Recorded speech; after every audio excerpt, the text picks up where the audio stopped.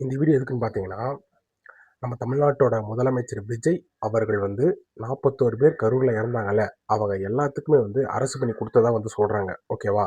இது வந்து அவர பொறுத்தவரையும் தான் நல்ல விஷயம். அந்த 41 குடும்பத்துக்கு தான் இது நல்ல விஷயம். மித்தவங்களுக்கு ஏன் கெட்ட விஷயம் அப்படிங்கிறத நான் சொல்றேன். ஃபர்ஸ்ட் ஆஃப் ஆல் 41 பேர தாண்டி நெறையா விஷயங்கள் போயிட்டுருக்கு தமிழ்நாட்ல. கனிம வள கொள்ளையா இருக்கட்டும், பாலியல் வன்கொடுமையா இருக்கட்டும், ஊழல், லஞ்சம் எல்லா பக்கமும் தலைவிரிச்சு ஆடிக்கிட்டு இருக்கு. இப்ப தாவேக்காவோட அரசுல. அதை எல்லாத்தையுமே கண்டுக்காம 41 பேருக்கு அவசரமா ஏன் வந்து இந்த அறிவிப்பு விட்டார் அப்படிங்கிறத நான் சொல்றேன். இப்போ ரீசெண்ட் டைம்ஸ்ல கரூர்ல இருக்க எம்எல்ஏ வந்து ராஜினாமா பண்ணிட்டாரு. இவங்க வந்து காசு கொடுத்து வாங்கிட்டாங்க, குதிரை பேரம் பண்ணிட்டாங்க அப்படின்னு ஒரு சில பேர் பேசினாலும் ராஜினாமா பண்ணது தான்.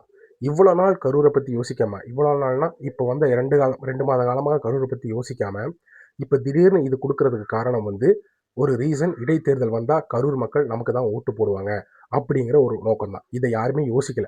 இதை கண்டிப்பாக யோசிக்கணும், ஒவ்வொருத்தருமே யோசிக்கணும். ஏன் கரூருக்கு வந்து இப்போ இதெல்லாம் பண்ணுறாரு, கரூர் ஏன் இப்போ சந்திக்க போறாரு அப்படிங்கிறது இது எல்லாமே யோசிக்கணும். அவருக்கு தேவை மெஜாரிட்டி சப்போஸ் கம்மியாயிருச்சுன்னா, இடைத்தேர்தலில் இருக்கிற எல்லா எம்எல்ஏவும் நம்ம பக்கம் வந்துட்டாங்க அப்படின்னா நம்ம தான் அடுத்த 5 வருஷத்துக்கு அப்படிங்கிறது அவரோட கணக்கு.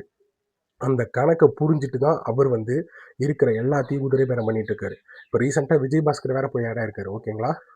விஜய் பாஸ்கரை பற்றி நான் ஆல்ரெடி ஒரு வீடியோ போட்டிருக்கேன் ஷார்ட்ஸில். அதை பார்க்கலன்னா போய் பாருங்க.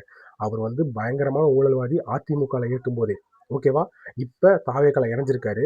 அவர் சொல்றாரு இனிமேல் இது வந்து தூய சக்தியாக இருக்கும், ஒரு புது தொடக்கம், ஒரு புது முயற்சி அப்படின்னு அவர் ஒரு வீடியோ போடுறாரு.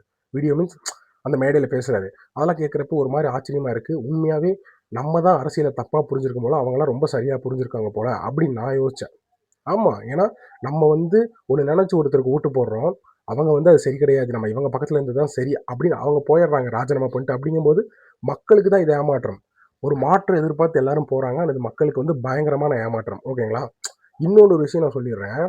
ஆஹ் இப்போ முதலமைச்சர் விஜய் இருக்கார்ல, அவர் கரூரை சந்திச்சதுக்கு அப்புறம் ஓகேவா, கண்டிப்பா கரூர் மக்கள் வந்து தளபதி விஜய் தான் தூக்கி கொண்டாட போறாங்க. ஆனா ஒரே ஒரு விஷயம் மட்டும் யோசிங்க.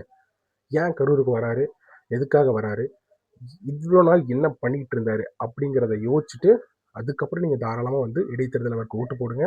நான் ஒத்துக்கிறேன். ஆனா இந்த வீடியோ வந்து யாராவது பார்த்துட்டு இருக்கீங்க அப்படின்னா தயவு செஞ்சு முடிஞ்சா ஷேர் பண்ணுங்க, இல்லாட்டி ஒரு கமெண்ட் போடுங்க. நான் சொல்றது சரியா தப்பான்னு நான் தெரிஞ்சுக்கிறேன். பை.